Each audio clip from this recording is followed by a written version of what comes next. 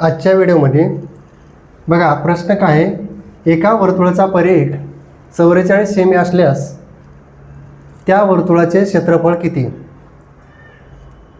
अशा वेळेस काय करायचं, तर याचे पहिला परिघाचं सूत्र कंपल्सरी माहिती असणं आवश्यकच आहे आणि क्षेत्रफळाचं पण सूत्र असणं माहिती असणं आवश्यक आहे। तर परिघाचं सूत्र काय आहे, तर परिघ बरोबर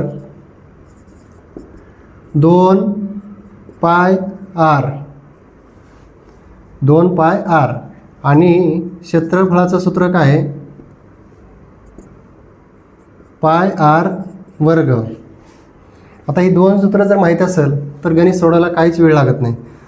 तर परिघ किती दिला आहे, तर 44 बरोबर 2 पायची किंमत किती 22/7।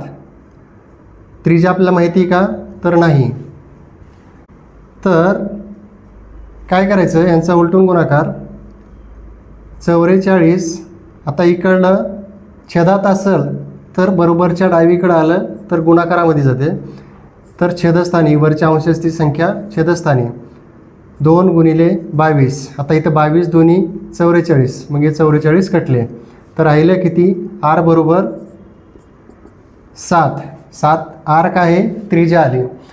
मग त्रिज्या, आता त्रिज्या आल्यानंतर आपल्याला क्षेत्रफळ काढायला काहीच अवघड नाही। तर बघा आता क्षेत्रफळाचं सूत्र 22 छेदस्थानी 7, आता इथं आरचा वर्ग, मग आर किती वेळा घ्यायचे, 2 वेळा। आरची किंमत किती होती 7, मग 7 कटले तर 7 दुनी 14 आणि 7 दुनी 14 आणि 1 15, 154। आता ह्याच्यात इथं पण कन्फ्यूज करू शकतात, आता हे सेंटीमीटरमध्ये दिलं का चौरस सेंटीमीटरमध्ये, हे कधीही क्षेत्रफळ चौरस सेंटीमीटरमध्येच असतं। तर 154 याचं उत्तर 4 नंबरचं ऑप्शन आहे। तर असेच नवनवीन व्हिडिओ पाहण्यासाठी आपल्या यूट्यूब चॅनलला सबस्क्राईब करा, शेअर करा, धन्यवाद।